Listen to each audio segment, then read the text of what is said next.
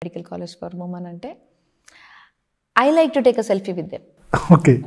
ఎందుకంటే it's an honour కదా, it's honour, it's a very heart filling they are our product. Yeah, అంటే ఇట్స్ నా అంటే ఒక అన్నం తింటే కడుపు ఎట్లా నిండుతుందో అట్లా ఇట్లాంటి వాళ్ళు కలిస్తే I feel my heart is full. Yes, yeah. So ఒకటి, మీరు since your doctor, health affordable to poor ఎట్లా దీన్ని అది చేయడం అంటే ఎస్పెషల్లీ ఇన్ తెలంగాణ కాంటెక్స్ట్. ఇప్పుడు ఎంఎంఆర్ కానీ దానిలో ఈ మధ్య ఇంప్రూవ్మెంట్ జరిగింది, సిజేరియన్స్ కానీ చాలా విషయాల్లో ఇంప్రూవ్మెంట్ స్కోప్ ఉంది కదా, ఎట్లా దేని గురించి? Improvement I would say can be divided into like two ways. Okati, the staff, the doctors, their presence and the number of doctors available in government service or this thing adds to a lot of improvement of the health service. So emergencies lo okavela emergency team pettadam, super speciality team మీరు develop చేయడం. So ఇవాళ రేపు ఒక heart attack వస్తే ఆ టైంలో general medicine దగ్గరికి వెళ్ళేటోళ్ళు, అంటే మా దగ్గరే వచ్చేటోళ్ళు. ఇప్పుడు కార్డియాలజిస్ట్ అని అంటారు డైరెక్ట్గా, అంటే ఒక లే మ్యాన్ కూడా I want go to a cardiologist అని అంటున్నారు.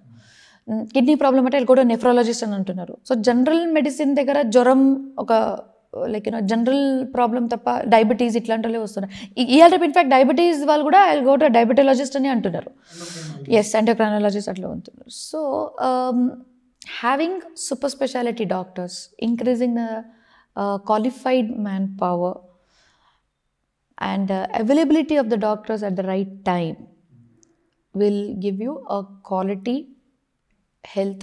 healthcare system. But medical cost చాలా ఎక్కువ అవుతుంది మిగతా వాటితో పోలిస్తే. ఎస్పెషల్లీ కరోనా టైంలో చాలా మంది సఫర్ అయ్యారు మెడికల్ దీనికి సంబంధించి. Actually it depends upon whether it's a private organization or a government organization. In government it's the same equipment, is the same this thing, and actually sometimes in private they get this international or the new generation equipments which is from a different country or this thing. So that is very expensive. That is very, very expensive.